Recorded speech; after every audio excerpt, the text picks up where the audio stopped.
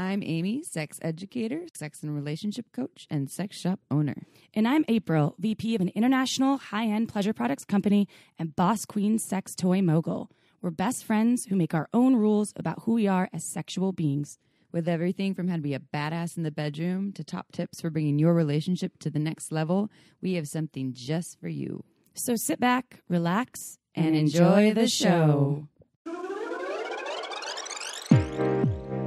Don't forget to head on over to our website at shamelesssex.com for more. And for 15% off of some of our favorite sex toys, use coupon code SHAMELESSPP in all caps at purepleasureshop.com. You are listening to a pleasure podcast. For more from our sex podcast collective, visit pleasurepodcasts.com. Well, hello, everyone. Hey, party people. Hey, party people. Chip and I are currently in Partying. Burbank at another trade show, another sex toy trade show. And let me tell you, it sounds a lot more exciting than it really is. It's a lot of business because it's B2B, which means business to business. And Butt to butt. Butt to butt, yeah. That would sound fun. People would be like, oh, I'm there. How do I get into that trade show? Yeah. We have a special guest today, a return guest, Ms. Kristen over here. I don't even know the episode that you were on. We answered a lot of sex questions. We were in Germany. We were in Germany. Oh, we were Yeah. in Germany. Yeah, we That were was so recording in fun. It was one of Germany. our most listened to podcasts. Yeah. I mean, we talked about female ejaculation and period sex. I golden think showers. golden showers. Yeah. That was funny. I You were recommend amazing. I My old highly work recommend wife. checking Oh, it work out. wife. Oh yeah, this is April's old work wife from the Fun Factory Dials. Back in the day. I know. We've had a lot of fun. Yes, you Work two wives have. on the road. She missed We you, put the maybe. fun in the fun factory. Aww. Uh-huh. If y'all don't know about Fun Factory, go check them out. They make really wonderful toys. Pure Pleasure carries them as well. They do. One of my favorites is the Miss B. I think I probably talked about it before, but the Miss B-I-B. Is it B or? Miss Yeah, B. Miss B. Yeah. Miss B. It's a dual vibrator. It's rechargeable and waterproof. It's wonderful. If The you go- Stronic. I don't know. I'm a Miss B girl. Oh, I've tried the Stronic anally, and I was like, damn. It was- It's a thruster, not a vibrator. Really? Anally? April? Anally. I'm so Anal I'm April over surprised. here. Well, no, I lost my anal virginity in January of last year, and now it's an avid go-to for me. I'm so happy to hear this. I haven't talked to you forever, work wife. Yeah, she has much more anal play than a lot of humans that I Probably know. most humans, yeah. And I she's in the do really enjoy it. I actually have regular orgasms anally. Oh my God. Never knew. You have anal orgasms? I do. Anal orgasm. I think it's something about just the taboo nature of the whole thing, and like the hotness that you're not supposed to do it so dirty. yeah. And sometimes this is gonna sound really weird, but sometimes it hurts so good where I'm like, it's sort of painful. Ow. Because my partner that's your gets inner masochist speaking. it is, and my partner gets off on me thinking that it or him thinking that I'm in some sort of pain, but he's not. Like, he's like, are you okay? And I'm like, yeah. He's like, yes. And he loves that too. So it's like this weird thing that we share. Your anal is my like fisting. That's how I am about fisting. Like, yep, fisting. So it's like this enjoying the taboo and the little bit of the pain that comes with it, or like the discomfort, or Yeah, it's like this Talk about kind of vaginal just fisting? vaginal fisting. Yes, not anal fisting. Oh No, my we're talking about God. receiving or giving or all of the above. Receiving, there's just this like really like emotional release when you do something on that nature with your partner, and it is intense, and that intensity, you know, I think April and I tend to love intensity. I think that's why we travel so well together. It's like, wow, having fun, doing crazy things. And so I can see that. But, you know, in general, April's anal is my fisting. That's the same. What is yours, Amy? I mean, I feel like I have a combo of all of them. I just had my very first pegging experience like a couple days did ago. Some pegging. Oh. I did some pegging. I had my very first pegging experience, and it was fucking awesome. I'm usually someone who identifies more as a sub and loves playing like daddy little girl dynamic, and I'm a little bit. I'm like a quarter masochist and love being punished, but also love being like praised and treated like a little queen. All the things. But I recently have had the invitation with someone that I would say is probably more like 80% very dom, who also is kind of switchy, and gave me an invitation to explore this other side. I've worn all these spare parts harnesses in my life, but never actually to penetrate someone with. Just I wore them for like demo things. And I finally got to do it, and in it with a big old dildo.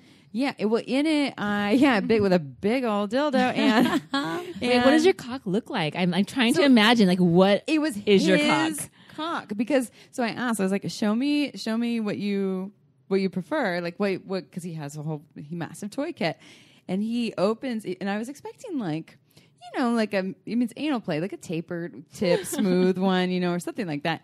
He opens with this huge, girthy. It's not super long, huge, but like girthy, curved. And he's like, "This is one that I really enjoy when I'm really warmed up." And I was like, "Damn, that's what you started." I love it. Yeah, yeah. So I was like, "All right, no, I'm in. Okay, this sounds like." And I was really enjoying this exploration before we went in the harness play. We had this natural exploration that went to him laying on his stomach and me behind him, me kind of like grinding and thrusting into his ass without anything penetrating. And I was just like really enjoying kind of pinning his shoulders down. It's not a place I usually go because I'm usually more subby. And I was just seeing, I was like, oh my God, this feels so good to be in my power. So anyways, really enjoying going into that place. I still identify as like probably 90% kind of more subby, dirty, naughty little girl that likes to be punished. And I also like going to more consensual tantric places, and have really enjoyed going into this place of like being it's like topping. He was totally topping from the bottom too. Wait, did he come? Did he have an orgasm? Oh yeah. Did you? I didn't have an orgasm from wearing the harness, but I definitely was super turned on. I had a lot of orgasms before that from a lot of other things. So it's the first time in so long that I've been like locking myself in the bedroom and playing for like 6 hours. And I also, I don't know if you come out, feel like you went to the gym. You're like, oh, seriously, we need water and Yeah. food, Like, and we need to maybe a take care. cigarette Yeah. at this Yeah. point, even though I don't smoke. Yeah, I need it. and Yeah. I feel like I did lose my sex drive for a long time, or it was completely gone, but it was just turned off and turned down. Now it's just full force in a way that's just, I don't know. So anyways, to answer all of your questions, I would like to try some fisting, and on all the ends of my fist, your fist, someone else, all the fists, all the things, all the holes. Let's just try it. It's just that Does time. fisting Start small with a small fist. Yeah, is it the same way as like trimmed nails? Small fist. Oh, I mean, there's a whole practice to fisting. There's actually only, I think, one book that I'm aware of ever made. It's called Hand in the Bush, which is I've seen fucking that. We had it at hilarious. Pure Pleasure I when we have opened. a photo Yeah. of me with my reading hand in the bush in that latex, At painted Pure on Pleasure? latex t-shirt. Yeah. Yeah. And Anyway. it's a good, if you're really interested, Hand in the Bush is a great book to reference, but it is a difficult practice. You definitely, hand size is important. So, finding a small, typically maybe female hand is usually a little easier to You start have with. really small hands. Do you want to come over later? I Don't have, forget your but trim I nails do. to I trim actually them. have very small hands. My hands are very trimmed. Fisting's intense. Like I prefer to be fisted than be the fister. Fisty. Oh, really? The fisty. You want to be the fisty, not the fister. Yes. Okay. Yes. You want to be? Okay. Got I it. prefer to be the bottom. You like the fist. receiving? Yeah, okay. because having your fist in somebody is like really fucking intense. I mean, I You just feel like I'll your just- arm may never come back. And also, You're like, I say my experience with this strap-on play was I was using fingers before, and I was started with the middle finger, and then he asked for a second finger. I was like, okay, got this. And then he's a third finger. I was like, fuck, I left my ring on. So I had to take the ring on while keeping 2 fingers inside. Took that off, then did 3 fingers, and then he asked for a 4th finger. And so I did that whole thing. And your fingers get pretty crampy from having a tight muscle hanging out. So I would imagine with fisting that your wrist and your hand is kind of like... There can be a freak out moment. Yeah, for sure. like, And am I going to die? People freak out at the same time. Never good. Because when you're putting your fist in and once it's like really in there, and if you kind of want to freak out and they freak out at the same time, everything can clench and it's intense. So you have to trust, communicate. It's very similar to anal sex, actually, in a lot of ways. So would that imagine. wasn't even the question that we were going to cover. No, but apparently it's the important universe to get needed to into. hear about fisting. Well, I was curious about fisting. I've never been fisted nor... Well, But I think your partner's hands are kind of big. they're massive. Yeah. Sometimes he has one finger in my butthole, and I'm like, how many fingers are in Like, there? it's just He's a like, it's pinky. just a pinky. I'm like, oh my God. I put a pinky in there. Oh my God. It's so much. Well, still. Yeah, fisting. We have a couple of announcements. Everyone. Switching, the tides that turn. We can talk about, Salt Lake City. Well, Salt Lake City, yeah, we're teaching. Salt Lake City. If you or anyone you know is a Salt Lake City human or will be in Salt Lake City, August, what is it? What's the date? First weekend of August. The first weekend. 2019. Yes, this is where we are. We are teaching 2 classes. That's 2 classes in Salt Lake City at Blue Boutique, which is one of our favorite boutiques in the United States. I love them. It's wonderful. You can get pierced, you can get some lingerie, and you can get some sex toys. And then you can come and hear us talk about Orgasm 101 one day. That's Saturday night. Mm-hmm. And then Sunday morning, blowjobs and brunch. I think it's at noon, so it's like Sunday morning turns. You can still go to church if you want. There'll probably be mimosa, so 21 or over. Mm-hmm. You can go to blueboutique.com and check out the event tickets there. And they actually, it's like $25 and you get a $20 gift card that you can spend after the course. So you have to be 21 to go to drink the mimosas. The mimosa part. Okay, no, you so can be 18. You could go if you're 18, but if you want to drink the mimosas, you must be 21, at least in Salt Lake City. If you're in Spain, you could be 14. Yeah, I'm in the United States, I think. America. Okay, America. Okay, so another announcement, everyone. There's a contest coming up now through July 30th. If you go to our Instagram, you will learn more. This is a contest with Swingtown, and you can win a grand prize of a lifetime to Swingtown's membership and swag, a bottle of wine, a copy of The Ethical Slut, a copy of Come As You Are. We've had Emily on our podcast, and a $69 gift card to unboundbabes.com. I love the number 69. Good choice, everyone. And you can win this grand prize by entering this contest. It is easy to do. Just go to our Instagram, that's Shameless Sex Podcast, and we got our Instagram back. We did lose it for about 2 days, and we got it back. It always feels like we lost it for months, but it was only probably 48 hours. It's back. And Amy knew friends in high places that helped us get bailed out of that. But we did get hacked, actually. It wasn't a censorship. It was a hack. We didn't get hacked. Oh, I thought it was a hack. We got flagged, and then we got flagged. Instagram automatically decided that we were up to some terrible things, and then we were disabled. And then friend... Who did you peg? I didn't peg. I did not peg a friend. It's a friend I've known for a long time who works inside these corporations, and they filed an internal report and found out we had to give our driver's licenses and everything. We had to send them. Like, it was like legit. Like we were. I was like, okay. And they found out that it was kind of accidentally disabled by Instagram. We got it back. So we weren't hacked. We were not hacked. No, someone flagged us and they instantly disabled us because they thought we were doing terrible things. I think that's one part of the process with the flagging that could be updated because you can just kill accounts just by flagging them. So if you have some competition out there that doesn't like the messaging that you're putting out, they can flag you or have multiple people flag you, and then you can be shut down on Instagram. Yeah, which doesn't make it very even keeled. We were shut down. Fun Factory was shut down for a couple weeks on Instagram. USA, Fun Factory USA. And it was so hard to try to get... you can't get a hold of anyone. No.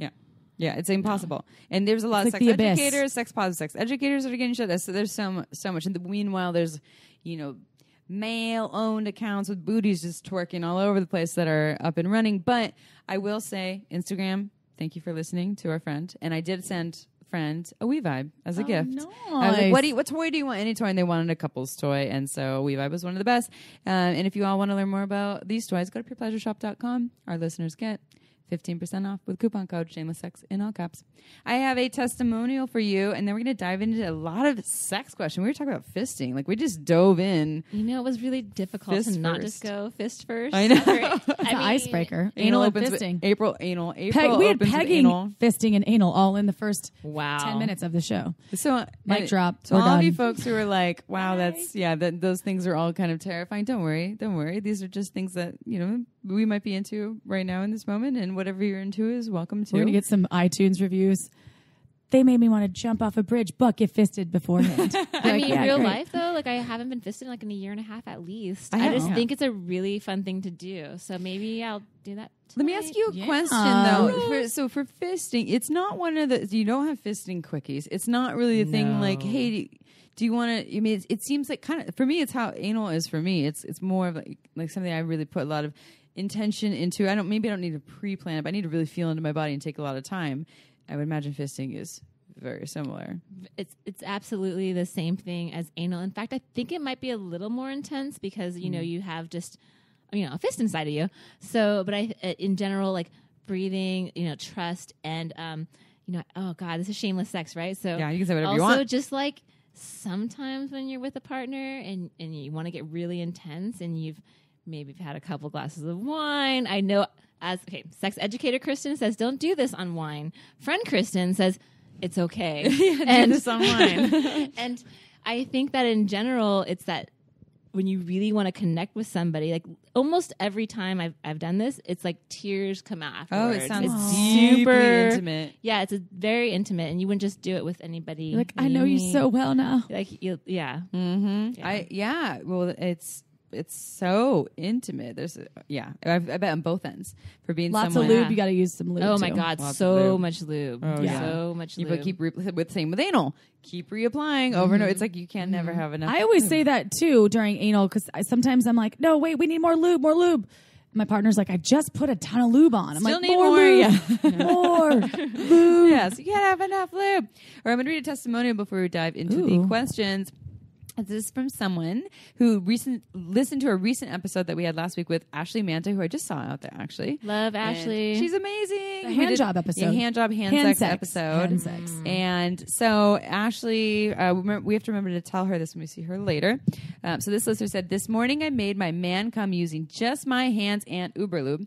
He loved every minute of it, and so did I. Your recent episode with Ashley Manta about hand sex is what gave me the courage and interest to try it. I used a lot of the techniques you mentioned, including the sitting position, then added in what he asked for, and it was amazing. I've been listening to your podcast since this past January in 2018, and I love how you are non-judgmental and educational in every topic you discuss. Thank you, and keep up the great work. I wonder if she tried the pepper grinder. Yeah, that was the position too. I actually went up to the owner of Sport Sheets here, and I was like, "So we just trademarked one of your products, and it's now called the Sexy Back Check, which is the doggy style strap." Yeah, he liked it. He liked it. I mean, I think he was also very distracted with all kinds of things, but he liked it, and then told his product development person that he's like, "Hey, listen to this. Yeah. Maybe we need to add a tag on that." Ashley Manta, we have a product, a fun factory called Manta. We talked about this. We talked about it on the show because I was like, did they name that product after you? No, but it's a coincidence. And also her and her partner love it and have done really fun things with it. That's what she said. She was like, me and my partner love that toy. I was like, that's your toy. That's totally for you. It's a male masturbator for couples. It's a really cool product. Yeah. So it looks really discreet too. It looks like a little manta ray. Yeah. Which it's noise. Yeah. Well, she knows what she's talking about. She knows her hand sex. Yeah, she does. I love that position she speaks to. I haven't tried that yet. Oh yeah, it sounds I don't good. have a penis in my life to try it, but maybe I can. Well, you can get a silicone one. Harness? I've only been. I want to share one other thing. Yeah, I also got my cock sucked for the first time. I was gonna ask you, did you get? That is a whole other experience. That was a whole That's kind of hot. different experience. Super hot. Super hot. Deep throating. Was there deep throating action? It was all the things. Yeah. All the things and a big old dick. But did you do any of the head guiding? I'm not really a head pusher, but I was definitely like touching. I and said holding guiding, the head. not pushing. Yeah, no, Just a like little gentle. bit. There was a little bit. I'm pro head pushing. Yeah, I take my hair, slam my face. Yeah, I did totally. like a little bit, but it was a little like thrusting, but very light. I mean, it was my first time for all these things. I was going like I'm gonna start slow, and totally. so, anyways, I'm all this long. Look at happening. Amy's back. Got my dick sucked for the first time. Also, the larger the cock. I mean, you're kind of like you should be thankful for like having just like a huge cock for the first time because that pressure on the clit is like, really different than like a smaller light cock. Yeah. So just having that pressure constantly from a heavy cock is really awesome. So yay. Yeah, it was pretty good. Yay, Amy. And I was like, "How you?" I wonder if you think you'd ever try a double-ended dildo where maybe totally because obviously there's so many that factory the share vibe. This is not even intentional, but that I've always wanted to actually rock the share because I've never been with a partner that's wanted to be pegged. I was only with a partner that one partner for a little bit of time that loved prostate stimulation, and that's like a whole nother level for me. But it was I could only do 2 fingers maximum before he like freaked out. Freaked out. Good freak out? But or you think too much? No, before freaked out meaning like no, it's too much. So it was always just 2 fingers. You could totally play around with getting cock suck and all that stuff and not have to do pegging. Like you could just get a hand job. You could just do like, I want power play tonight. I have a cock. It doesn't have to go inside of you, but it will be like the thing that you're doing on your knees. I like that. Yeah. It's interesting to operate with a cock all of a sudden for a little bit, like because I had the harness on and I was doing other things using my hands and on his cock, all kinds of things. But I had this big old dick in the way half the time that would like it does get in the way. It's a lot, and I was like, okay, there's a thing here. It's a new process to have this thing here that I'm not used to having. It was wonderful, but it was also like, all right, it's a new way of learning how to operate. Cock energy is its own thing. Oh yeah, I felt pretty powerful. Yeah, I felt really hot, and I felt also that I was still felt like this. I felt this connection between my masculine and feminine. There, it wasn't that my feminine went out the window. It was like all of it was just there, and I was just like strong and powerful. I'd probably really rock the shit out of a cock. We should all be wearing cocks right now. Yeah. Oh my gosh. Your cock. And now I have to ask you even more questions. My cock was black. It was and goes with your outfit right now. The brand too. I went up to my mom. Was it phallic or was it more just kind of? Oh yeah, it was full phallic. It was It phallic. had balls, but like half balls. You had balls? I had And half veins? balls. Half balls. You know when they like kind of slid. They're cut half off balls. the halfway. Veins, thick, black, half balls, and I had a black harness on. The spare parts Theo thong harness, which Theo. no one wears, and Yeah. I love that one. It's more stable. Very stable. You have to like wearing thongs. So, anyways, my life's getting really exciting in my single life. So, Oh, next up, great. fisting. Woo. Okay, all right. Are we ready for some sex questions though? It's like we've already I been think so. answering them. Kristen's really good at answering sex questions. I know she's. I call very her good. sometimes. I'm like, Kristen, what do you think about this? I should call Kristen with my sex questions. Everyone know. should call me, and I want to call you too. Yeah. yeah. Everyone, Kristen's It phone takes number is a village. 555 It takes a village. Call her up. All right, let's go to this first one. We'll keep this person anonymous. Actually, we'll keep them all anonymous. I am a 47-year-old heterosexual woman who has never had an experience with a woman. I know I do enjoy cock. I'm in a relationship with a man, and we have great sex, but I am curious about what it would be like to be with a woman. I fantasize about it. Would it be wrong of me to try to initiate an encounter with a woman, even if it would be a one-night event? I was married and with one man for 22 years and getting divorced, having fun with different men before finding the man I am with now. I understand that one-night experiences are great. Would it be welcome in the lesbian world? Any advice on how to go about this? I realized I didn't fully read this before. It's not Am I a Lesbian? Which is what I had told you all before. I was like, yes. Yes, you are. But any advice on how to go about this, on having a one-night experience? They are curious about an experience with women. Wait, so I'm unclear about the actual question. How to go about? Would it be welcome in the lesbian world? Like if this person wants to go and have an experience with a woman, they identify as a heterosexual woman.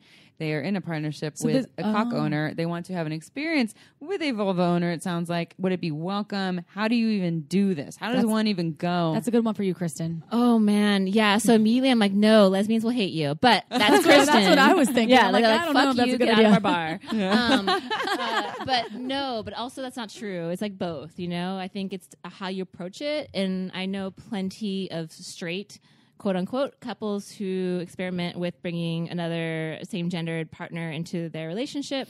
I think it's always safe to do that like with your own community, because if you like go into the queer community and you're like, I want to be with a woman, it can be complicated because it's like you feel like you're fishing in like a world that's not yours and kind of fetishizing in a way. It's not authentic. It doesn't feel authentic. But I also think a lot, like I have some friends who are completely down with like, being like kind of fetishized in the straight world. So it's all about consent as it comes down to everything. So I think it depends on many things. Like, is this person wanting to have sex just with another woman on their own? Are they looking to bring them back to their partner? Like, what is the experience? Do they want like a real authentic lesbian experience, whatever that means, quote unquote? Sounds like tourism. Yeah, like are you? Yeah, like are you traveling to the resort that tells you this is what lesbianism is like, or are you going to like the village of lesbians and really experiencing it? The all-inclusive resort versus the village with the people. Yeah. Yeah. Totally. I think that, so in general, be really upfront about what you're doing. Don't try to lie to get somebody into your bedroom. Like that is not Don't cool. ever try to do that in any context. But people do it because they think like, oh, then I won't get what I want. Yeah. And like, because It's like that Sex and the City episode, and I hate to do that. But when Charlotte, remember when she was? Do you guys watch? You watch? I've Sex seen and the all City. of them, I but I love don't. Sex and the City. Yeah. So remember when she was kind of going through and she was out with the lesbian world and they found out that she was straight and then they all kind of banished her. Do you remember the episode? No. It was so I don't, funny. but now Charlotte, I need the to rewatch it. waspy Charlotte, one? yeah, waspy Charlotte, because was an art curator, whatever. It just reminds me of that. I think I so do she remember. was kind of in that world because Samantha was dating a woman for a while on the show, and Samantha brought her in. I don't remember. Anyway, it reminds me of that. And sidetrack, I've been bringing up TV shows lately for some reason on the podcast, but I mean, Sex and the City on Shameless Sex is kind of fitting. Just it's saying. amazing. No, yeah. I think so. Yes, watch the Sex and the City. Now I have to watch it, and I don't know if it's authentic or not, but it feels authentic. Also, it depends on like when I used to be with men for a very long time, and then I've been with a woman. I think now in my life I've been with women longer than I've been with men. Like woo, and now I get like some kind of weird lesbian champagne sent to me. It's not true. What's lesbian champagne? It's not true. But I think that in general, thinking about how you want to operate. So if you want to bring another woman into the bedroom, like, I know this sounds weird, but sometimes it's just really good to just go with a good friend. Yeah. Just be like, hey, friend. What about the shit where you eat scenario? It's the right good friend. Oh, yeah. I mean, it's like not like Because a I've surprise. my partner and I've been thinking about doing this, and we have a good friend in mind. So then, Damn it, it's me, isn't it? it's me. It's both of us. It's both of us. Me with my fisting and you that with would be your cock. shitting where I eat. I'm Exactly. saying, I know who it is. I know who it is, and I know it's not me or Kristen. But Whatever. It could Anyway, be. the Hey, are point you is- taking applications? You both? I don't know if I could have you chop my box, Amy.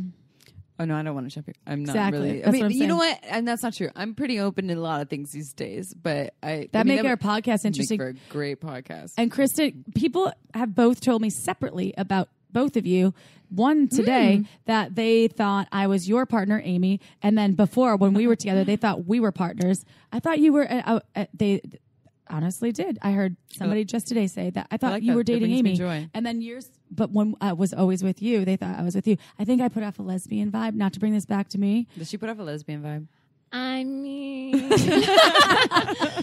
no. April puts out a fun vibe. Fun vibe, yeah. Yeah. So this is the vibe that this person should go for. Like, Yes. it is about like fun. So, if you want to have a one-on-one experience, now with dating apps and stuff, just put something out there. You know, but be Like, honest be about where you're honest, be at and what you're honest. looking for. Because lesbian hates when you're like, hey, like, yeah, I'm like hooking up with you, and you're like, surprise, my boyfriend, husband, whomever comes home, like now there's a penis involved. Like people don't like the No. surprises, Yeah. but there are a lot of people who like to be like the third, the guest star in the bedroom. I mean, that's the best position. unicorn. to be in. The Yeah, like unicorn. you enter Yeah. in, you're like, hey, here I am. And also, if you're going to bring a lesbian into your heterosexual relationship, what's your guy down with? Like, does he want to get pegged? Is he going to watch? Like, what is There it? was nothing said here about this. We need a lot more information. Yeah. Like, I'm very curious. You know, is there a conversation with your partner about your desires? Are they on board for it? Is it? I mean, there's a lot. Yeah, there's a lot of questions here. Yeah, and also that kind of stereotype that a lesbian is going to be better at X, Y, or Z in the bedroom than like, because there is this stereotype that because a woman knows her body best. What does that mean? You know, does that mean that she's going to do some kind of magical, like fucking kind of lingus trick on you? And yes, that happens. No, but I mean, it depends. But Depends on the person. It's not an always. You know, so I think that really defining what do you want? Are you wanting to have oral sex with another woman? Are you wanting to have a threesome with another woman? Are you wanting? Do you want to do something to another woman? Like define it, what you need and want, and then ask for it. Yeah. Because right now, like people respond by just like you like whatever it is that you're into, somebody else is into it too. A lot of people are into it too. So- Also, the like those what is it called? There's so many of them, but there's like these resort takeovers, like swinger kind of takeovers. Yeah. It's a hotbed for everything yeah. you want. Like just go on vacation for a week at Hedonism, like, Jamaica. yeah, There you one of go. those. You know, I'd go for like one of the queer ones. Tristan Taramino does one. Oh my god, I can't remember the name. Yeah, she's in our podcast family. So she's a Sex Out Pleasure Loud podcast, podcast. yeah. Yeah, but hers is Sex Out Loud. And so, yeah, she organized. That's awesome. It's like a queer centered. But hetero with that, welcome. Oh, it's hetero welcome. Okay, Hetero I was going welcome, to say, yeah. Kink centered and queer centered. Oh. Totally go. I haven't been, but I've heard great things. I always want to go. I'm not there in my relationship for that. Yeah. It's a little more out there, I think, than what my relationship is at the moment. But I think that people who are willing to experience this, do that. Go on a fucking Would you and your vacation. partner ever bring in a third party, like a penis owner? No. Exactly. No. Even though you've been with penises. No. Yeah, your partner wouldn't be down with that. There was 3 And no's. it's not me. I mean, like, because like my partner is the one with the cock, and there's Yeah. just there's like that would just not be Yeah. down. I think another woman, Maybe. Yeah. but like that's not the way that she rolls. My partner, like Yeah. the way I roll, might She would be a little like, different. no, Yeah. not going to happen. Like I'm a little more sexually adventurous Yeah. than she is. Like she's adventurous, but in a very monogamish way. Yeah. Mm-hmm. Yeah. And it Yeah. just sounds like homegrown cocks really aren't her jam. No, Yeah. no, Mhm. no. Yeah. She does not want a homegrown cock anywhere near her. Mhm. Yeah. And And it's fine. Yeah, totally. I think when I was single, I hung out with a lot of your beautiful LA crew, a lot of like amazing, a lot of feminist lesbian women, queer women, or queer humans, right? And I had one of your friends tell me to just open my mind up and possibly hook up with someone with a silicone cock. I know who. Yeah. That would. And be fun. I was considering it so much because I was like, Yeah. absolutely. I was in the yes state of mind. And then I ended up moving away and it never happened. And that's something that I would love to experience, something that's outside of the cis world that I live in. So Amy, right now you're in experimental too. It's so much fun. I mean, The it's a phase. slippery slope, though. Everyone, like, I slipped on my slope, and here I am. And you know what? It's really like, you know, we know there's like like sexuality is really on a scale, and that there's really not 100%. There is some folks this way, but 100% heterosexual, 100%, you know, gay. It's very It's rare to find fluid. that. It's So changing. It's fluid, and what you were at 20 might be different at 30, Yeah. and Yeah. and you know what? It really can be confusing at first to be like, fuck, you know, like I love like male body cis men. I also hate them, but I love them. You know? Yeah. Like I love to, you know, it's like fun. They're fun, but like I partner best with women. Yeah. I'm learning so much in this new single phase of mine that all the things that I think about myself as a sexual being, not all of them, a lot of them are just stories that I've been pretty set in, and that in this new space of being super turned on all the time and have, you know, I lost my arousal and my desire for 2.5 years, all of a sudden it's like full force. And I'm spending time with people that really respect me, are not trying to take anything from me. And through that, the possibilities are limitless. It's like, oh yeah, I will totally try that thing. I don't really know if it's my thing, but all the ideas about who it's supposed to be with, who I'm attracted to, what kind of activities I'm into, it's changing. And it's different from what it was yesterday. It's different, very different from what it was a year ago.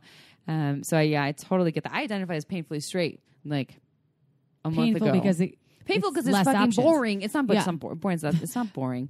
It's limiting. Well, folks that are like pansexual, or they have this complete openness to sexuality where there's no limits, whether you're bisexual or whatever you're identifying with.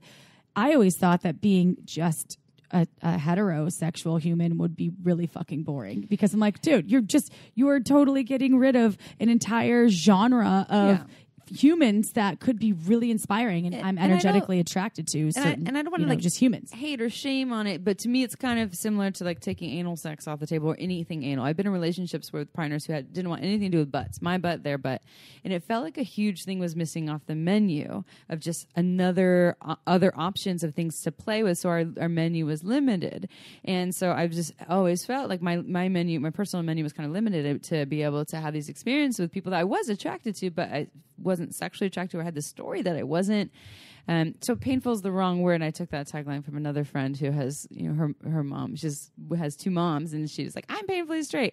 Anyways, I saw in the last month that it's just a story that I was attached to, and that I actually, when I'm super turned on, I feel really safe and respected. I have a lot more capacity to be intimate with all kinds of people, regardless of sex, gender, your body shape, all those things. It's just a lot of that goes out the window when I'm turned on and feel really safe. It's about the energy. It's huge. It's really right? big. I have one last piece of advice.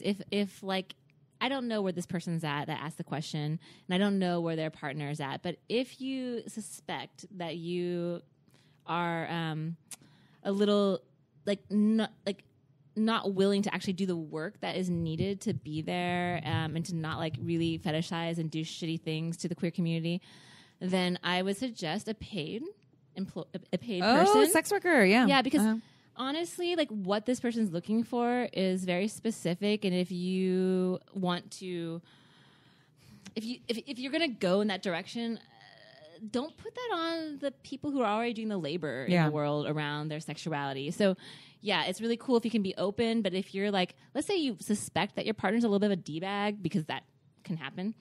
Douchebag, if anybody, I know that's the wrong word probably nowadays, it's probably not PC. But the thing is that like, just pay for it. Yeah. Because you can pay for gay. Well, then there's no strings why attached. not? It's not messy at all. There isn't all this, like you're talking about, shitting where you eat when you bring in a friend, or where do I go find the third person, or not even the third person, but this other side person to have this experience with.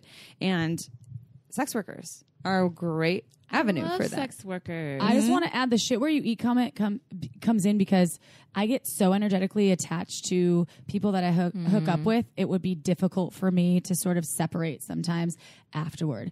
That is difficult. So it would be really hard for me. That's why. And some people might not have any attachments to those types of situations. I just get energetically like involved with them later, where I'm like, For me, it's like with my very close friends, I usually end up hooking up with them. Yeah. It's just one of those things. And it usually ends up being like a really weird drunken night and whatever. You laugh at the end of the day. But it's not like, oh, we're going to run away and get like married. It's never that. It's almost like you get closer from it, probably. It's like a deeper hug. Yeah. Yeah, deeper hug. It's more bonding. It's the bonding. well, I think you're really good at communication and being really, I think, clear about, obviously, like that. We're not going to run away together and get married and have each other's fisting partners consistently up in each or other. something. Gabies. Yeah. I think that I would. I don't know.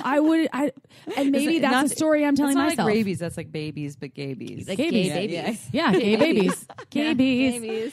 So, and I would say the shit where you eat thing, if you're having these sexual encounters with friends where you're not having the open communication, the before, during, and after, and you're just like, oh yeah, there's that thing that we did, and let's not talk about that and pretend like everything's normal, then it gets fucking weird. But that's what happened to me when this comes from a previous experience. I hooked up with my best girlfriend and had like a relationship with her, a closeted relationship when I was 19 to 21. And then totally lost her as a friend because of it. And I think that's where it comes from. That's not shitting where you eat. That's having a close bond with a friend that turned into a relationship. It's not and a then casual... But I lost her because of our lack of communication. Yeah. And our total youth. I mean, we were just young and experimental. It's still different, though. It's not like you just hooked up with a friend and then you're like, oh, that was weird, now we're not friends. You actually had a friend, you developed a relationship, you experienced a lot together, and maybe you didn't communicate, and you were young, so it was probably not going to be this long-term thing. But it's very different than, having a sexual experience with a friend where you either aren't drunken and random. Yeah, drunken and random, and like I'm sure you can do drunken and random and still have going with intention, still process it after and be like, yeah, we had this experience and it was awesome, and I love you, and here's what worked and here's what didn't, and here's how I want to go about the future with you, and versus, oh yeah, that thing that happened, let's not talk about it. Oh, it's awesome though. Well, yeah, maybe now in my late 30s. Yeah. Yay, late 30s is so much sexier of a time. Like, I really, late 30s, I'm like looking at, in your 20s, like women in their 20s, like, it's really interesting to me how much people are like, this is the thing that we're attracted to, this youthful spirit. Because honestly, like 30s, 40s, like this is maybe even later, I'm not there yet, but this is where women really blossom. They're so fucking hot. I mean, Amy has a cock. I have a cock. She has a cock. I mean, I don't have one right in this exact moment. I mean, maybe. We don't know. I'm getting anal. Yeah. She has a cock. Yeah. This is great. What else is happening? Kristen's fisting over Kristen's here. fisting. In her 20s? Yeah. Like, I barely, It's like... true. Yeah. I'm sure even some know what people I are. did. We weren't, but I mean, some I people, don't know, yeah. whatever. This is exciting. I have so much to look forward to. I know. Kristen's such a natural with just like the podcast. This podcast is made possible by some of our favorite things. Uberlube is one of them. Amy, why do you love Uberlube so much? I don't just love Uberlube, I am obsessed with Uberlube. Before I used Uberlube, I had no idea that a lubricant could be this good. Uberlube is a luxurious lubricant that I literally want all over my body. Yes, I mostly use it for sex and intimacy, and let me tell you, it enhances everything. It has no flavor. It has no scent. It never gets sticky. It almost feels velvety and powdery on my skin. I want it everywhere. And let me tell you, it also has other uses. You can use it in your hair, for your hair frizzies. You can use it for massage. You can use it for chafing. Again, mostly using it for sex, and it allows me to feel that skin-on-skin intimacy that a lot of other lubricants do not allow for. April, what about you? What do you love about Uberlube? I love the beautiful bottle. It's glass. It looks like perfume or some kind of beautiful cosmetic. Put it on my nightstand. Nobody knows what it is. So to learn more about Uberlube, go to uberlube.com. Enter coupon code shamelesssex in all caps. You get 10% off and free shipping. This podcast is also made possible by omgyes.com. April, what do you love about OMGYes? Oh my God, yes. I love OMGYes. It's a research-based online program where you can look at 2 seasons, external, internal, vulva stimulation. It's tools for your tool belt. Add things to your menu. So if you're looking to up your orgasm game, if you own a vulva, maybe you already have amazing orgasms. Maybe you want even more amazing orgasms. Maybe you've never had an orgasm. OMGYes is something for you. If you're a vulva fan and you want to learn how to pleasure a vulva, OMGYes is something for you. Again, research-based. You get to watch these tasteful, non-pornographic videos that give you a real idea of what real body's like so that you're not left in the dark. To learn more, go to omgyes.com/shameless. You get $5 off and you can watch the videos unlimited times. It is a game changer for all of my clients, all of our listeners who have watched it. You can find out for yourself. Go check it out. We're going to another sex question, though. We're moving forward. Yes. All right, here we go. My question is on a specific fetish of mine. It's a pregnancy fetish. I don't know why, but pregnant women turn me on. The funny thing is, I don't really even want kids in the future. I don't really know if I do. I'm young, and I might change my mind, but I just don't see it happening. Is this a normal thing to have this fetish? Would you consider it too taboo? Is fetish the right word to even use to describe it? I would very much like professional opinions. Thank you. You both rock. And you too, Kristen. My ex-husband had a pregnancy fetish. Really? I'm not surprised. That Yeah. Sorry, you know who you are. Yeah. Sorry, I'm an asshole. Do you think he listens to everything? Oh my God, every fucking one. Are you kidding me? I have no idea. Oh. Anybody that April's ever fucked in her life is probably listening religiously. Thank you, listeners. I'm pretty sure. I don't think a lot of my exes Are listen. you guys kidding me right now? I don't think Or so. they're hiding it really well. Oh, they're hiding it. They're secretly listening to it. All right. I Sure. did get called Hey, out by an doesn't matter. ex-partner that asked me if that was about him. Something that I said in the early days. I got called out too about that because Yeah, I you had an did. ex-partner that called me out on some things that I was not being truthful about in our I relationship. just that feel like happened now many we're years ago. so deep in the episodes. If my exes do listen, I've never slandered or said anything bad. But if the pregnancy fetish thing feels like a bad thing to share, I just said my ex, right? Or did I say my ex-husband? Well, you just Well, now did. you just Damn it. damn you, wine. Well, anyways, so tell us about your ex-husbands.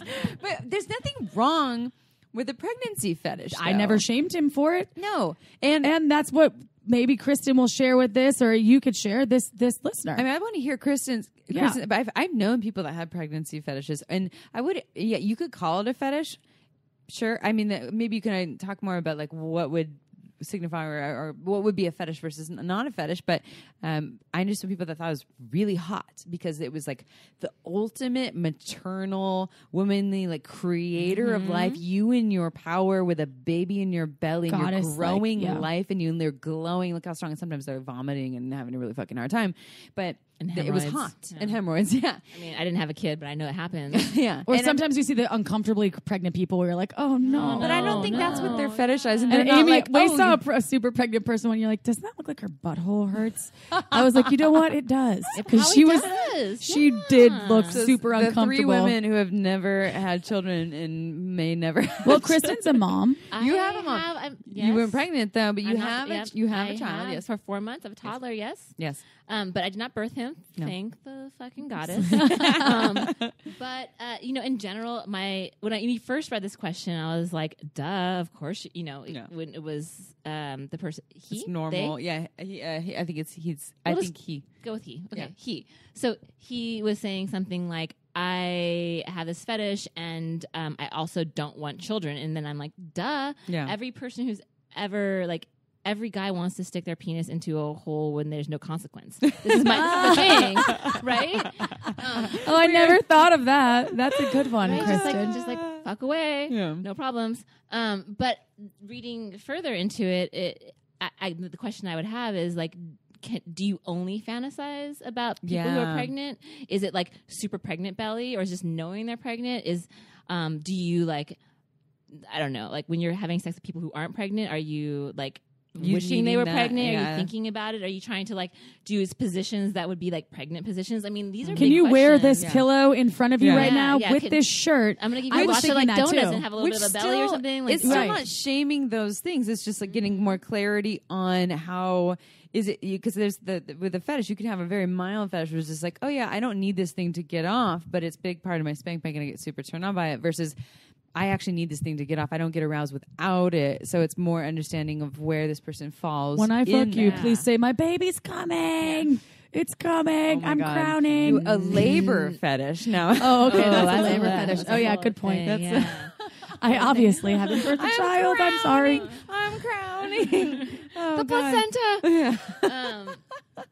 We're not making fun of you, by the way. No, We're we're not No, having fun. God, no. Not at all. No. The opposite. I think it's beautiful. I love fetishes. I love things that when people find non-normative ideas of whatever society thinks should be sexy.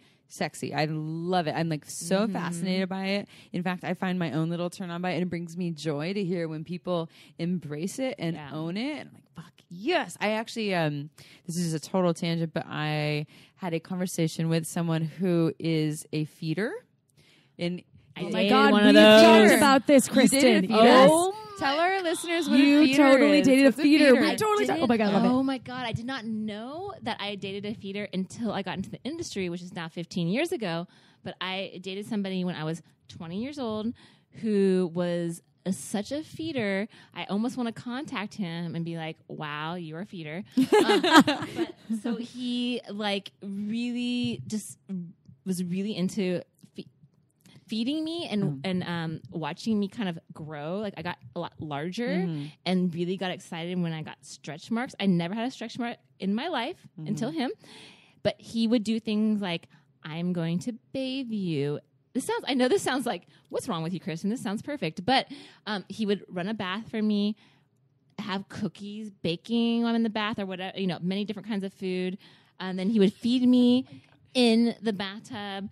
I would tell him I'm trying to not eat my favorite things. I love bagels and cream cheese, right? Bagels and cream cheese all day long. More bagels. I brought you a dozen bagels and 3 tubs of cream He cheese. would show up at my work with super mini bagels with cream cheese. Oh my God. All the time, even though I said no. And he was a super athletic person, but he didn't want me to be athletic. So he really wanted to watch me grow, which was the strangest thing.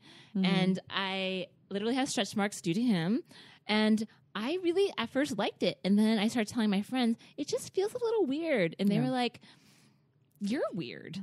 This guy is sounds great. Worshipping you. He's pampering, totally taking care of you. Me, Yeah. He's rubbing oil on me, and then he's giving me positive reinforcement around all the things that are happening with my body. But he never said, I'm super turned on by you eating this delicious food and maybe getting a little more curvy from it. No, and he used to get mad when I wouldn't eat, and he'd want to watch me eat the And food. didn't you say now you've seen him on social media and you see that he's with his partner and she's Yes, and she also is growing. Yeah. And that's great, and I don't know if he's realized what maybe he is. loves it. And I hope wherever you are, I won't say your name, but I really hope that he knows what he is, because again, nothing's wrong with it, but like I would have liked to have an honest conversation. I was 20 or 21 to be clued in. Yeah. I just felt like he was controlling me with food, and he was really obsessed with feeding me. Yeah, that's confusing. Yeah, and so when I heard from someone that was a feeder, and they were explaining to me, there's what they are like.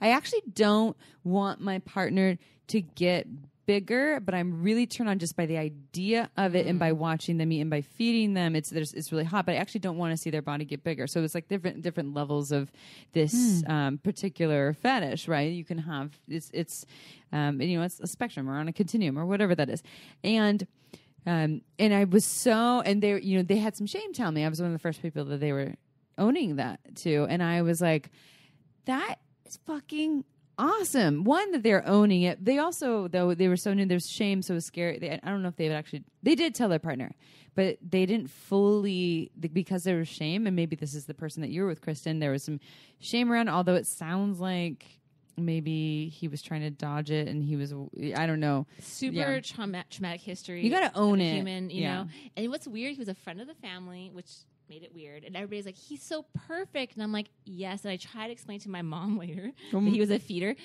You would have thought like, I didn't explain the details, I'm explaining now, but my mom was just like, you're weird, Kristen, what's going on, why don't you love that? Like, just kind of like, what people are so confused, and it's a really weird thing to go through, and try to explain like where you're at, because most people don't have this experience. But getting back to the like, nobody farted, it was Amy moving on the couch. They probably didn't even hear it, Kristen. I heard it. It's a loud part of the couch. It really was the couch. It was the couch.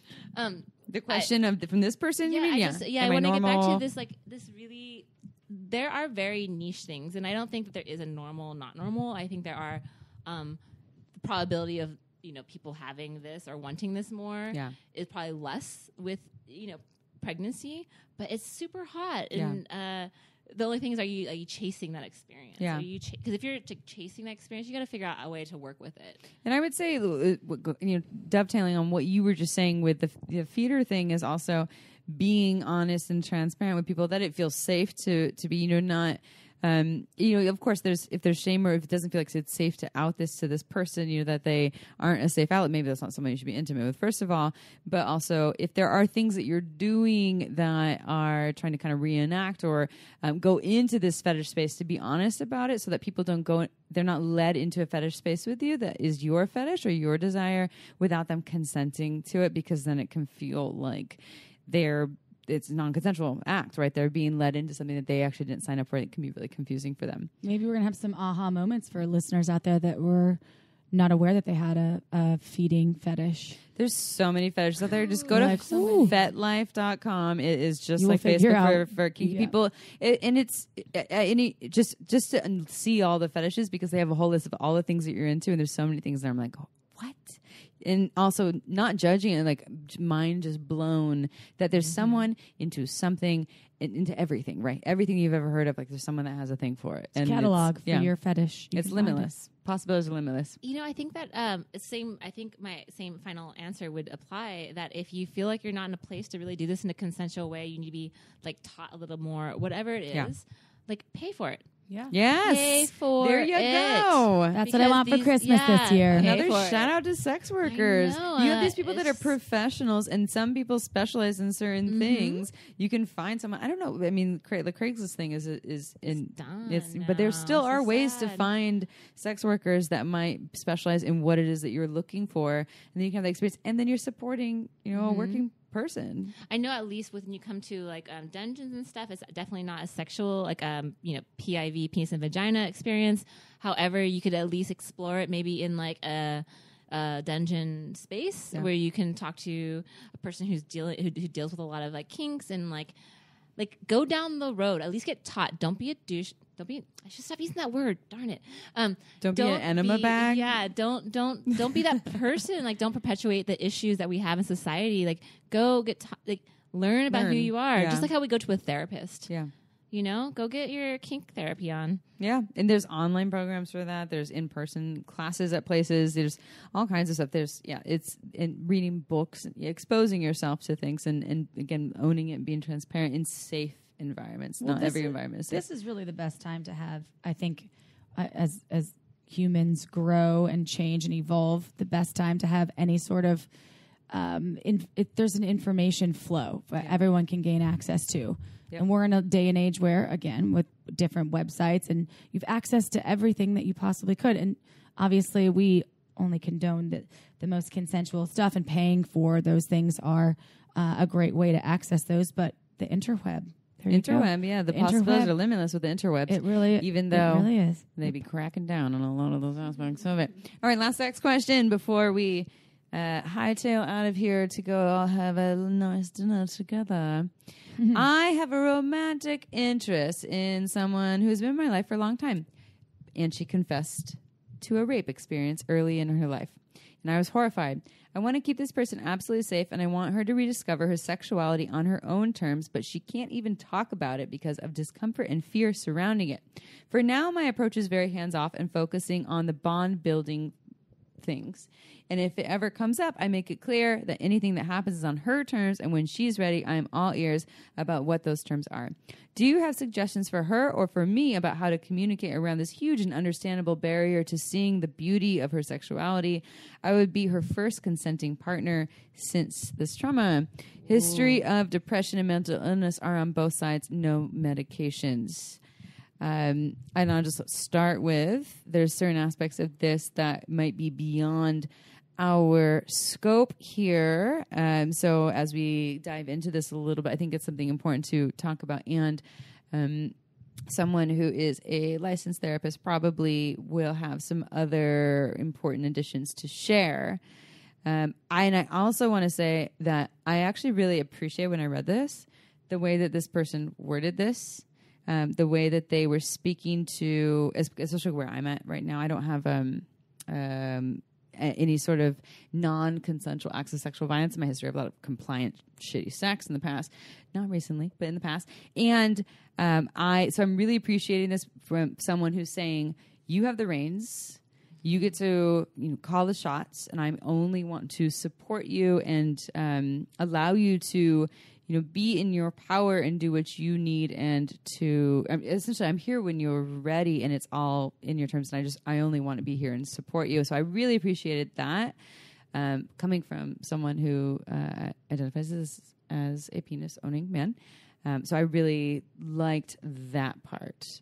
We've talked about EMDR so many times before. Yeah. That sounds kind of like a really good option for this person that suffered the trauma, and they probably need to do some of that work. Yeah, I mean, he's not saying what kind of work they've done. It's more of how can I support them? What can they do? So yeah, I think that'd be the first thing is for them to not just try to work on it on their own. Well, and maybe there's some support system that the partner could get in. I mean, just like anything, being a partner, even to someone that's sick, dying of cancer. There's so many. I don't know, huge difficulties that arise with folks that have suffered something that you're not going through, but you're standing alongside of them. And that sort of rape trauma, I can't even imagine. And there's going to be a lot of triggers, and there's going to be a lot of slow steps that are going to be needed to happen. Yeah. And hopefully that their partner is getting some sort of therapy or some sort of treatment. Some sort of support. I mean, my mom has a lot of sexual trauma from her childhood, and she was very open about it and still is very open about it, but it wasn't until her 60s that she went and did a lot of EMDR work, and she was going once a week for like 6 months. She'd call me after, and she'd be just raw and cracked open because you go back into that, you kind of paint the picture with someone who can support you, but you go through the somatic healing. It's almost of the like experience. Inception, the dream. You're like reliving but you're the not experience. doing it alone. Right. You're with someone else that's there, that is guiding you and supporting you. And it was the experience, it was very hard. It was not easy, but it allowed her to, instead of burying this thing, which she didn't really ever bury it, but it was this thing that brings up, a trauma response when I relive it or think about it. Now it's just part of her story that, it's not the most joyful, pleasant part of her story, but she doesn't have a trauma response that goes with it because she was able to go back and heal it in a safe environment. So I think that that's an important piece there too, is, for this supporting partner, I think it's wonderful that you're supporting by being so supportive and saying the ball's in your court and I'm only here to support and I don't want to take anything from you and I only want to empower you and uplift you. And there's probably some work for you to do on your own. We don't know if his partner is, but for you to do on your own so that the experience doesn't have control over you too, as well. Yeah, I think that, I mean, it's a very intense question. I really love the way the person wrote in about like the statements. I also appreciate hearing we're not on medication, because medication adds a whole other layer of sexual response. But in general, let's say we are assuming that they're under care, they've gotten some help with, a therapist to how to work through it. If all these things are assumed and you wanted some like real like sex tips, the things I would throw out there are maybe taking away all of his power. So for instance, like using like maybe tying him up to a chair and she's the one that's guiding the penis inside of her, or the way that she's interacting with the body where she has complete control. That might be a sex tip. I think that in general, like positions where she doesn't feel trapped underneath, on top of, really those kinds of things. And also not being like surprised if she wants to reenact it, because that's a lot of, I'm dealing, very different, but I have a foster child with me, and I'm learning a lot about trauma-informed parenting. I think it crosses over to trauma-informed communication. And in general, like there will be times with people who've gone through trauma where there's like some form of reenactment. And if you build the words you need to be like, right now, maybe she wants to do that. And what does that mean to you? You know, what does that look like? And these are all things, again, like assuming that there's therapy, assuming all these things are happening,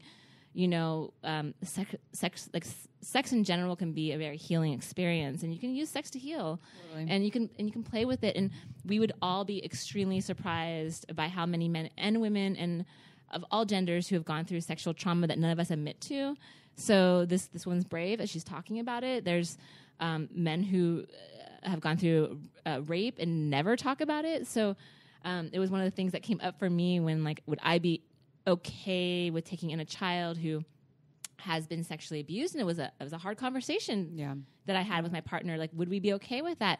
And everybody in my life was like, but you have the information around sexuality. This you're is like the perfect experience. You're one of the people that should, or it has the more capability, more scope to be able to do that. But it's scary to go there. And that's not my experience. I don't have a child that's gone through sexual trauma, but in general, like, trauma-informed communication can look like, wow, like you, like, I'm sure you're feeling overwhelmed right now, or maybe like that must be very, hard for you. You might feel very tired from thinking about this. Like, maybe like that night when you think you're going to have sex and that person's feeling a little lethargic, like it, like reinforcing their emotions through trauma-informed communication is really helpful. And there is actually, if you look up trauma-informed communication, there's usually a list of, I actually even have trouble with this, but a list of words to help you describe emotions. Like, I've seen that with sexological body workers, because a lot of people with sensations and emotions, because a lot of people have a really hard time with it. They have a super hard time with identifying with what they're feeling in their body and what they're feeling emotionally too. It's like there is a kind of blank, or they have 3 words that they usually go to, and it just doesn't. There's so much more to it. There's like, I don't even know the list of words I have is something like 75 words. I literally, when I'm trying to speak to somebody who's trauma triggered, I sometimes, or even in my personal life, like I usually only have like 5 words that I go to, which is really limiting. I mean, we have a beautiful language full of lots of words that reinforce our emotions. And I would probably like, maybe that, instead of a yes, like do a yes, no, maybe list for sure. What are people into? That changes, but like do that regularly. Print up a bunch of words that you might use during sex, and also being okay with that there might be like some kind of like play to get you through the trauma. That's also something we do as children, or help with children to get through the trauma, is to play, like have a play, reenact, or talk through it, or do something through a play. And play is extremely helpful in getting through our traumas, and play is extremely helpful to have us connect with each other. And like, although like this seems like, wow, we're really ending on a heavy note here, it also is like really could be very rewarding. Like think about like all the benefits that come along and all the excitement that can come along with like working through trauma together. It's really sexy. I would love to learn more about helping folks with trauma, because most of us have gone through trauma, or you're going to encounter someone that will, whether it's a friend or family member or partner. And that is really important skill, because it's not something that is going to fall by the wayside. It's something that we all, I would want to have that as a human. I want that skill because right now I don't have a lot of ability to help folks. I can listen and I can try to show up energetically for them, but I don't know. I don't have the words. And there's no hierarchy of trauma, right? One person's trauma and their experience can be another person's easy day, right? So it's just different for everyone. So if someone says they have a trauma response or something's really hard or shaming or traumatic, then they're entitled to that. And I do agree that sexuality, when it's done with respect and safety, can be a great outlet to actually explore it and work with it and work through it. But everyone, of course, has to be on board. I identify as someone who has daddy issues, and I love exploring daddy little girl dynamics. I don't want to have sex with my dad. I actually don't even think of it as like this familiar thing. Like, you're my father. It's like, it's a power play thing. And there's a component of it that does feel like I'm getting this part of me or this piece of me that was never nourished in this new way, that is being nourished in sex in a way that I wouldn't actually want to happen in real life with like the person, so it serves its own time and place, but it is a very nourishing thing, and it's also done with people that I feel really safe with. So I really, really appreciated the way, and this person had a whole bunch of other stuff that they wrote, by the way, that was just testimonials to listening to our podcast and how helpful it has been for them personally. You guys. Yeah. Yay, April and Amy. Well, yay. Doing the Lord's work. And yay also, for Kristen, also, too. Yay for yay for cis men Oh who God, want who to knew? support and honor. I'm impressed by Yeah. cis, but I don't want to just say cis This men, but person. humans This that have person. been Yeah. writing us. Yeah, Kristen's like, Hey. wait. I was like, what? I was perspective gone is for like changing. 15, 20 years, and this is We what do. happened. We actually we get a lot of written in questions from people in partnerships that tend to be in hetero partnerships and cis men in partnerships that write us about showing up for their partners in different ways. And this one was it was a really special question and write in. And I don't know. Thank you for people writing in. One more thing, I just thought of this. Aftercare, like let's take some work around like what has happened in the kink community around consensual play and how important aftercare is. I mean, people are doing very risky is a weird word, but like people are doing things all the time in kink where there's a requirement of aftercare, and I think that when we're dealing with trauma, aftercare is very important. Just like be prepared. There might be a meltdown. There might be like a lot of excitement, and then afterwards, the next day, maybe a shutdown. Like, be prepared. Like, what is a person like? Do they like super cozy, whatever, maybe like buy a little cozy Snuggie or I don't even know whatever the person's into. Yeah. Hot and tea in a afterwards, bath. like, put it Nourishing. out. Yeah. Warm like, cookies. Who knows? Give them, ask them what they want. Give them Back feeder. to feeder. I It's like, hey, Kristen's in the bathtub. There's cookies baking. Damn it. I don't even like cookies. Yeah. Bagels. I Bagels and like that. And cheese all the way. I just thought of for myself, for all of the, I have my quarter masochist, for all of the pain that I like to receive consensually. I also want the nourishment to follow. It's not just like, all right, here's a big slap in the ass and goodbye. It's also like a slap in the ass, and then can you also like hold it and Can I have pet a vulva it? hug?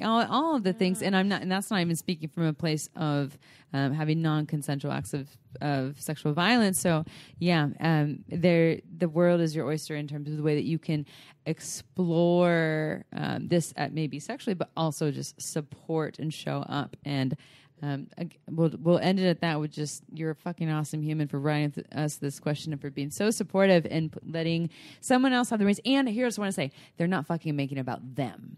I love That's beautiful. That It's is really when beautiful. someone is not making someone else's challenging time a threat to their sexuality, especially a penis owner who's not like, oh, maybe it means that you don't want to fuck me or I'm not enough. Instead, they're just like, all right, I'm going to honor you. This is hard. And how can I show up for that? And it's like, fuck yes, we need more of that. And this isn't just penis owners that do that. Like, I know plenty of vulva owners and all kinds of in-betweens that take stuff very personally when it has nothing to do with them. But penis owners. A lot of times, yeah. And also, like, I'm pretty sure all three of us would fuck you just for this. Right? So wait. Like, yay, you energetic fucking right now. So our address is 555 Street, and we'll be there. And we have a puppy, and just be careful because puppy is currently passed out for this whole podcast. I just want to put out that I think Kristen, whenever we see you, we'll be in Germany again in October. let's I do think it. Recording back we in should do more of Germany. this. Yeah. And perhaps listeners out there, if you have questions for Kristen when she comes on our show, I specialize in lesbian, non-lesbian questions. You do. You Yeah. And you just are really you've been a sex educator for years. Yeah. And you're a powerhouse boss queen. I'm so fortunate to know and love you. You specialize in all the questions too. Just you by really the way. do. You have such great insight. You cover just all of it. like your friend's friend. Like, take me out for some wine. We'll have some talks, and we'll energetically stroke you all night now after this. Or wait, baby's big black cock, her little black dress. It's not even mine. I don't even own that big black dick. You're gonna. I lost my dick. All right, everyone. Well, I thank all of you for tuning in. We covered a lot today. A lot. Yep. We covered fisting, anal, no anal bleaching, but just anal penetration. Pregnancy fetish. We also have lesbian, not lesbian. Lesbian, not lesbian. How to explore my first lesbian venture. Awesome. Supporting someone who has sexual trauma. I love it. And all the in-betweens. I feel good. The goddess work. I should the stop goddess, saying the Lord's work. The goddess work. Well, listeners, thank you for tuning in to Shameless Sex every Tuesday. We'll see you next Tuesday. Hey, do us a favor. 5 stars. We love your 5 stars. Give us a testimonial. We'll moan it out. We'll give the O of the testimony. And we'll probably or possibly read it on air, especially if it's filled with love and energetic stroking. Yes. Yeah, and some sluttiness. All right, y'all. Love you all. Ciao for now. Don't forget to head on over to our website at shamelesssex.com for more. And for 15% off of some of our favorite sex toys, use coupon code SHAMELESSPP in all caps at purepleasureshop.com.